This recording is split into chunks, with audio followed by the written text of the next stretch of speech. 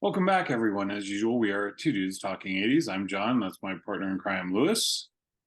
Hello. Oh, that hurt my Uh, back. and we're going to be calling for an ambulance now. Apparently, one little move, and he ruined his back. That's what happens when you get old. Good job.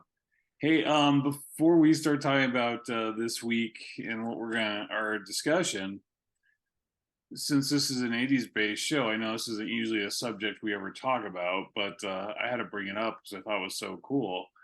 I actually was able to get the lead detective from the Night Stalker case, which happened in the mid 80s. Amazing, amazing serial killer case, Richard Ramirez. I know a lot of people like that true crime stuff, and there's a fantastic documentary about it on Netflix. But yeah, so I was able to get Frank Salerno to come in the other day and speak to my group, and wow, was it just amazing. I mean, obviously it's a very horrific thing, but to hear the stories from the guy that lived it, and it was just incredible. And I had to share that.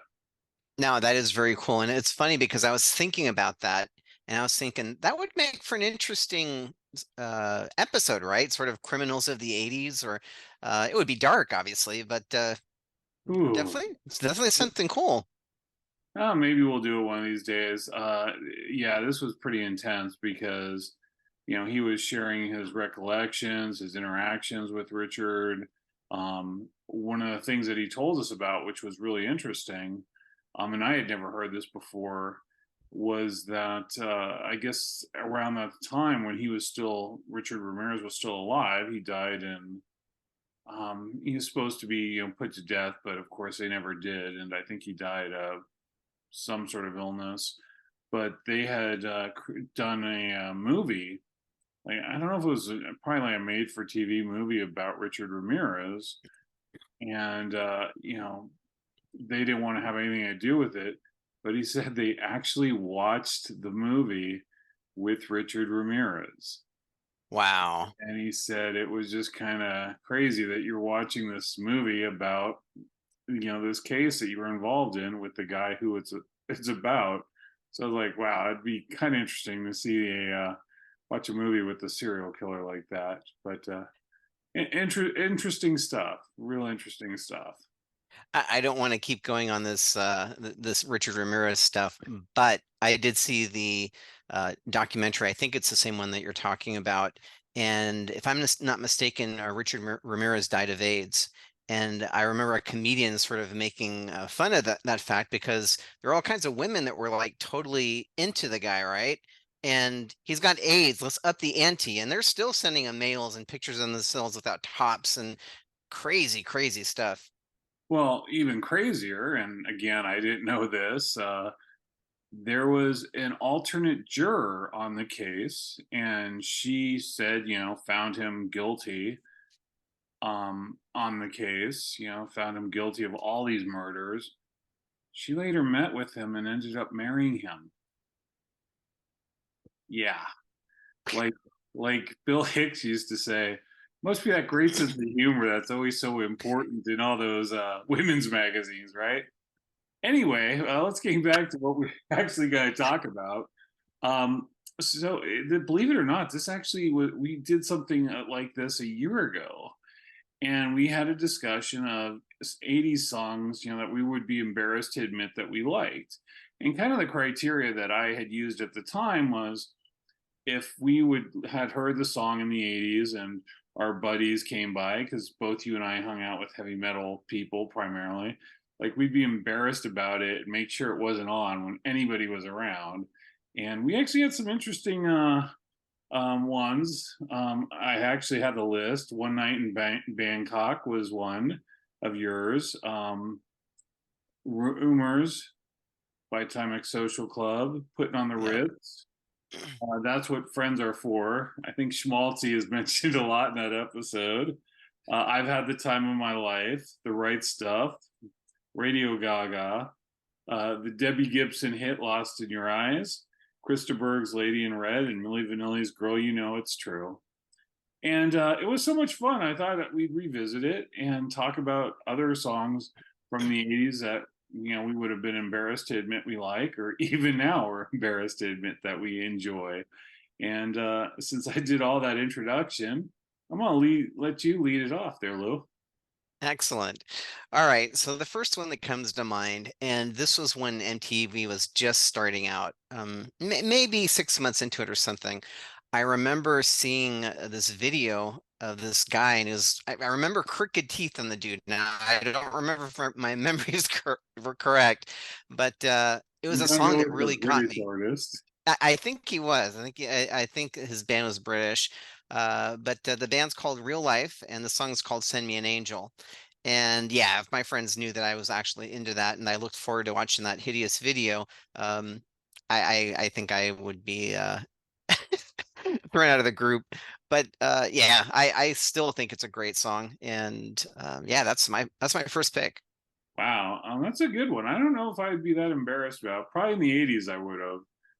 But yeah, I definitely remember that, and I always thought it was a good song too. So good call. I don't know about the embarrassment factor. I'm gonna go pretty hard on the embarrassment factor.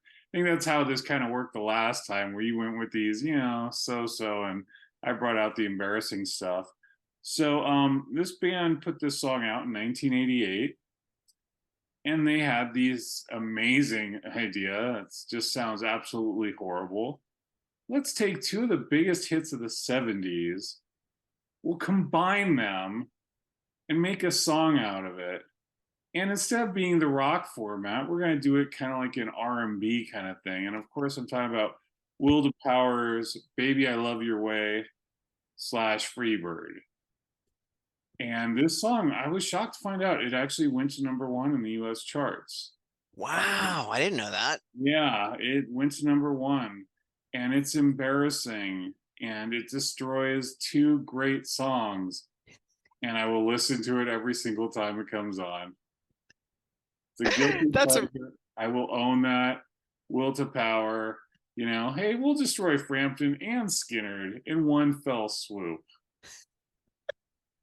That's a really good call out, and I do listen to that every time. I cringe a little bit every time I listen to it for the reason that you just mentioned. It's like it's not bad enough that they had to destroy one great '70s song. They had to go for two.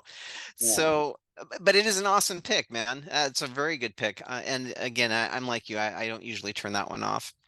No, I think you and I should start our own band. Up the ante. Let's kill three '70s songs. Let's see what we can do. That one went #1. Let's see what we could do. Anyway, call my agent. Excellent. Yeah, superb pick. The next one I've got, I'm still embarrassed to actually say that I listened to it, but definitely in the '80s, it would have not flown with my friends. This guy, he made a comeback actually in the '80s. He is more known for being in the '70s with a variety show with his sister. I'm talking about Donny Osmond, and his song that came out in 1989 is called Soldier of Love. And it's a hokey song. It's super cheesy, but damn it, every time it's on the radio, I'm like into it and like snapping my fingers and digging it. I believe that Gabriel actually helped him write that song. Peter Gabriel should be, very upset by that fact. I barely remember the song. You want to sing a few bars? No. Okay. When you listen to it, your socks immediately turn purple. Yes, purple with purple sequins on them. All right. Yeah, I wish I remembered that one. I vaguely remember it, but I can't hear it. But It it was sounds very embarrassing. it was his big comeback song, and he was having a hard time getting DJs to play it because he was just so associated with, the '70s and the puppy love stuff and yeah, they had a really hard time getting him to get airplay on this, but once they started, it actually became a hit. I don't know where on the charts it ended up, but I do remember that it was top 40. Well, he was always a little bit rock and roll. So He was. um, let me see here. All right, I'm gonna go with this one, and a lot of people will be like, "How could you be embarrassed for it?" Let's be honest. It came out in 1980. It was embarrassing. Not only did I have, like this song, I actually owned the 45, and I think I still do. It was from it's an iconic singer, who's just from everything I've read, amazing person, amazing voice, amazing talent. And this was from the movie of the same name, and I'm talking about Dolly Parton's 9 to 5. Nice. I you know, every time I heard it, dun dun dun, dun it got me going. Not gonna lie, I had to have that 45, and yeah, it's a very embarrassing song. I guess it's not so embarrassing now when you think about what a mega star she is and how many wonderful songs she's put out. But I remember in 1980 thinking, "Oh my God, I hope nobody ever finds out that I'm listening to this." And I would crank it up in my headphones in my room and be like, "Nobody find out." That's very cool, man. That's a really good one. Yeah, I'd still be embarrassed to listen to that right now. But it's a very good call, man. Thank you, sir. You bet. I can't remember if I mentioned this in the last one that I did, the last episode, but I'm gonna bring it up again. The Uh, last time we did the embarrassing songs, yes, I just read off every one you said. So, that was okay. All right, excellent. So I so excellent. Then I'm good. The next one that I'm going to call out, I'm still embarrassed to say that I love this song, but I super love this song. Done by this British lady that had again a variety show in the 80s, and she also dabbled in music. I'm talking about Tracy Ullman, and I'm talking about They Don't Know About Us. And there's something about that song, I can't place my finger on it. It's got like a real sort of 50s vibe to it. I just think it's awesome. It's super catchy to me, and I love that song. I crank it up every time it comes in my car. wow. How often does it come up in your car? It actually, they played on the radio not super often, but yeah, you catch it every once in a while. Really? 'Cause I Yeah, never hear that song. Again, it's one of those songs I'm not that familiar with. Of course, we gotta give Tracy Ullman credit for The Simpsons, right? She absolutely. debuted on the Tracy Ullman show, but that's a very good pick. You're getting some obscure ones that I don't really remember that well. So I don't even know if you should be that embarrassed about. But okay, I'll give it. Um, this next one I'm gonna go with came out in 1983. And it's still embarrassing that I like it. It was embarrassing then, it's embarrassing now. It will forever be embarrassing because it is so freaking stupid, and I'll still listen to it every single time. And I'm talking about Kiss with Lick It Up. I don't know why I like this song. I remember the video. I think was this like one of the first ones where they were sans makeup and they had Vinnie Vincent in the band. I think he wrote the song with Paul Stanley. It got to number 66 on the charts. Oh, by the way, 9 to 5 did hit number 1. I don't think I threw that in there. But I remember them walking up and the way they were standing in the video, and I wanted to punch the hell out of each and every one of them. They all look like they needed a throat punch. The song is stupid. It's juvenile and infantile. It doesn't even have a guitar solo. Unless you count that dun, dun, dun, dun, dun, dun, dun, dun, you Dun, dun, dun, know. dun, dun, dun. Yeah, and I still love this stupid song, and I hate myself for it. I'm not going to therapy over Kisses Lick It Up. So that's my third choice. That's a really good one, actually. I hadn't thought about that one. And yeah, I like that song as well. It's very it's super 80s, man. It's like their what was the one that they did in the 70s? It was very representative of disco. I was Um, made for loving you. yes, exactly. So it's again sort of their stamp on the decade. So, but yep, you're absolutely right. Good one to be embarrassed about. I'm not sure if my friends would throw me out of the group for liking any Kiss because they all loved Kiss, but definitely a good call. They wrote some stupid stuff. Like I know people give Warrant a bad time for Cherry Pie. I'm sorry, Lick It Up is far worse. But my personal opinion. But I'd rather listen to Lick It Up than Cherry Pie, which makes zero sense. Let's see. The next one, I'm totally not embarrassed to say that I listen to now. To me, it's like an '80s anthem. I would have been embarrassed to admit it to my friends back in the '80s, though. And it is a song by the Human League, "Don't You Want Me, Baby." So again, this is probably one of my top 10 '80s songs. I love, love, love this song. Loved it back then, but I was a closet "Don't You Want Me, Baby" lover. So. I think it's just "Don't You Want Me," but if you want to throw the baby on there, go right ahead. Don't be afraid. Don't be I, embarrassed. I do. I do. I need to. Yeah, you're right. It's "Don't You Want Me." Yeah. Okay. Good call. I don't. That's another one that I was never embarrassed about. Kind of like Missing Persons, right? I never, even though that was not my genre or whatever, Missing Persons always spoke to me too, and I never was bothered by that. Do you want to tell the "Don't You Want Me" story? I know you've got a "Don't You Want Me" story. I don't know that I've got one. You were Do I? there.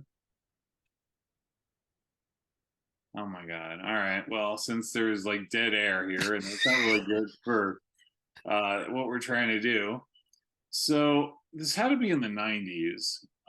And Lewis and I went on this pub crawl, but it was actually on a bus. Or was it a bus, or was it like a converted um what was it? Like a converted, help me out here. You're not helping me.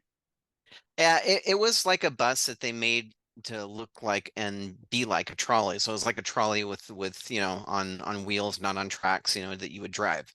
Okay. So yeah, that's what it was. And they had a sound system there, and the sound system malfunctioned, didn't work. And this gal came up to me. She said, "It's not working.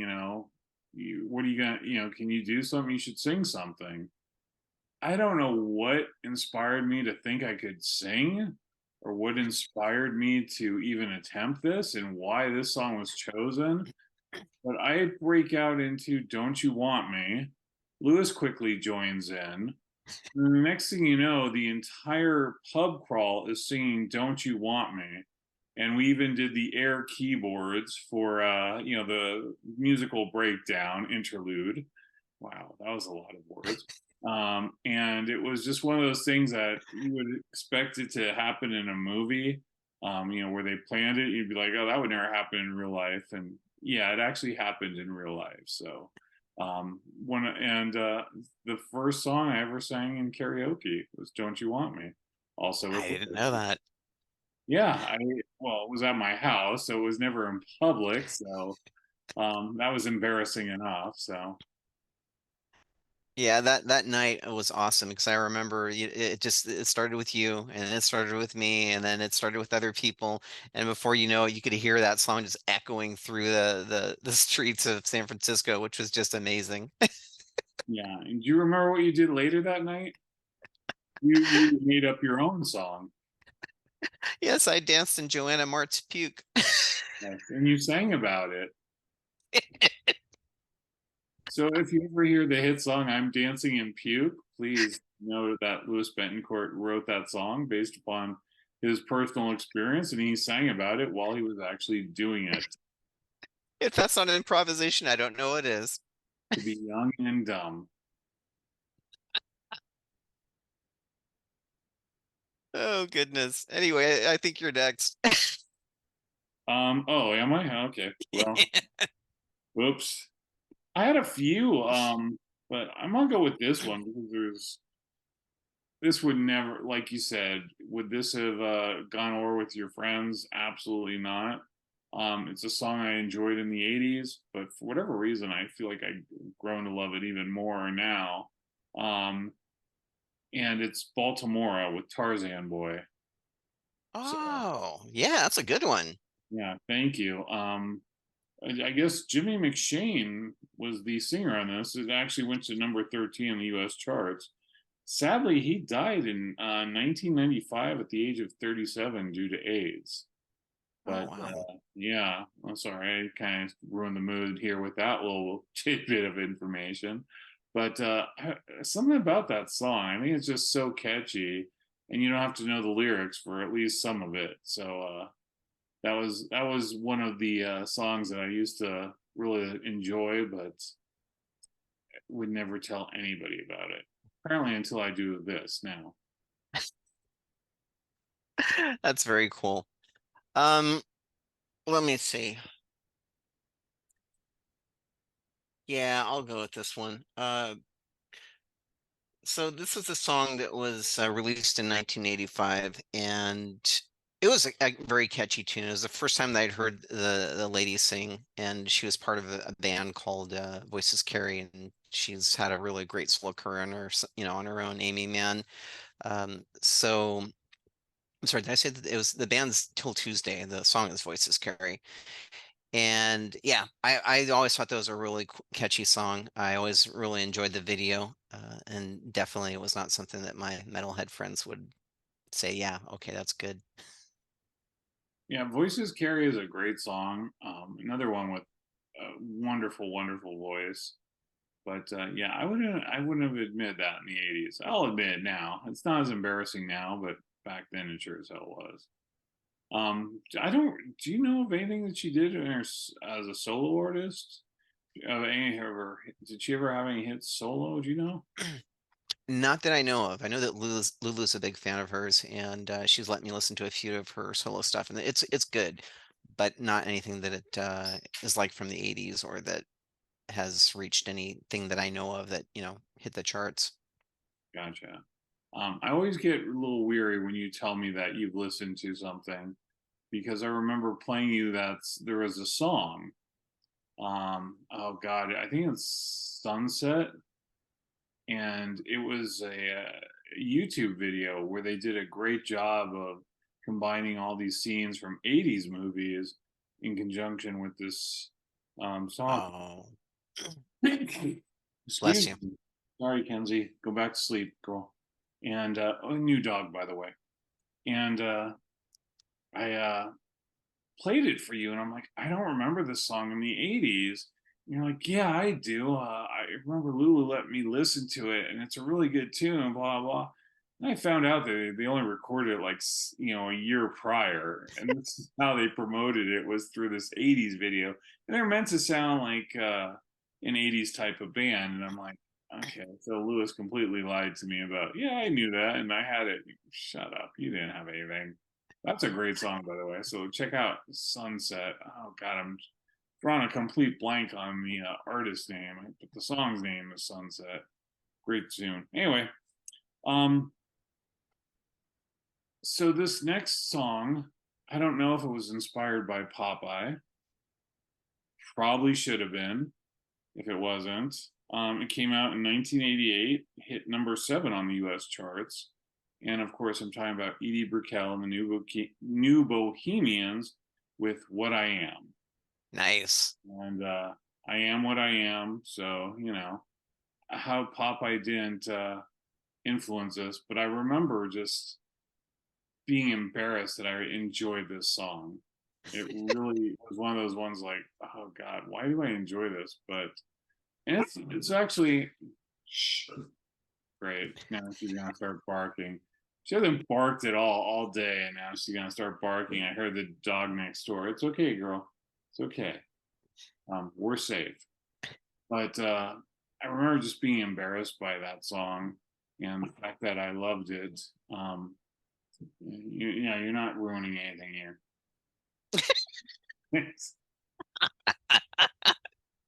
Oh, dude. But it was one of those songs where it's kind of funny because it was such a big hit in the '80s, and you never really hear it anymore. So, were you a I fan hear of the it. song? I hear it every so often on was 103.7, I think it is up here. But yeah, it's a good song. The story that I heard behind this, and I think I heard this on the radio, was that the band, the New Bohemians, didn't actually have a singer, and that Edie Brickell was at one of their gigs, and she just got up on stage and started singing, and they liked her so much that they kept her. Wow, that's interesting. I didn't know that. Yeah, I'll have to look it up and see if my facts are correct, but I remember hearing that and I was pretty sure it was on the radio. Okay. Yeah, what I read, I was trying to find out what the inspiration behind the song was. And I guess it was her freshman year of college. And she started to have these, thoughts like, okay, this is what people think in Texas. I think she's from Texas. What do people in the world think? And so she decided to take a class in world religions. And she got so disgusted by her classmates and their behavior and their attitudes towards different religions that was the inspiration behind this song. So I thought that was kind of an interesting take. Um, and if nothing else, and he said this on stage, Jason Bieler stole the chord from What I Am, or one of the chords, to create Love Is on the Way by Saigon Kick. So you remember him saying that? I do, I do. So we got that great song out of it. And that is a great song. I love that song. Yeah, But good pick. No, that's a really good pick, and it is a super catchy tune. It's I don't know. It's definitely different, and I could see where you'd be embarrassed to tell people in the '80s that you liked it. But it's a good song. It's a good song. It's original. it's very bohemian. Very, it's very. Sorry, I didn't know how to play it. Apparently, next time we do this, I might have to kick this dog out of here. 'Cause I don't know why. Suddenly she decides, hey, suddenly she decides she needs to be barking constantly. I think Ah, she that's needs a fine. bird outside. Go figure. Kenzie, shh, we're doing a podcast. Good job. All right. I feel embarrassed because I feel like I didn't get quite as embarrassing as I did last time. I think it was really hard to top, Debbie Gibson and Millie Vanilli. I don't feel like I quite reached the same levels, but still embarrassing nonetheless. I thought you did a good job, man. I thought you had some really great picks, and yeah, and I'll have to send you the links to the Donny Osmond one, and I actually need to download that song. And what was the other one? Was it Will Real to Life? Power. Oh, for you, what's her face? Tracy Ullman. There you go. There you go. Great. We're not even drinking, and you forgot what you said like 2 minutes ago. I'm 55. Give me a break. That's true. Yeah, you almost went into traction just doing hello. And, it almost laid you out. I was like, oh great, we're gonna have to call 911. I'm gonna be doing it remotely from here. Yeah, my buddy just threw out his back. He's laying on the floor dying. Well, what was he doing? Hello. That'd go over really well with the firefighters. So Indeed. yeah, that's okay. Lulu would like it. We can send over a bunch of hunky firefighters, and she could be pretending that she's injured or something. So There you go. it worked out well. All right, cool. Anything else you want to add to your '80s embarrassment? While I get this, girl out. Of course, now she's back asleep. Get her out on her nightly walk. No, I think I'm good, John. I think we covered all the ground that I needed to cover, and yeah, for doing it on the fly, I think came out decently. Doing it on the fly. I had this plan. You're the one doing it on the fly. So just so you know how this works out, when we started doing this tonight, we get on the call, and Lewis goes to me and goes, "Oh, by the way, what were we talking about again? Preparation. That's what I like, you know."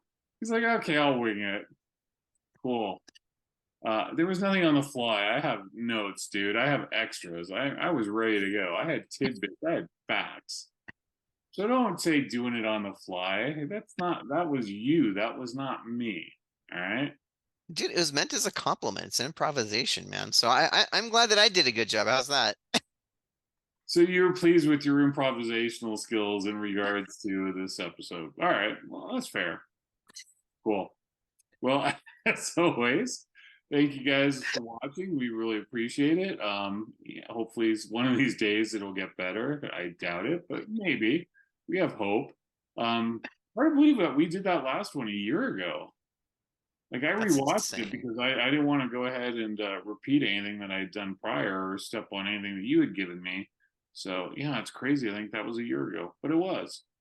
So anyway, please hit the like button, hit the subscribe button if you haven't done so already. Lewis, brother, take us out. Peace out. Thank you guys.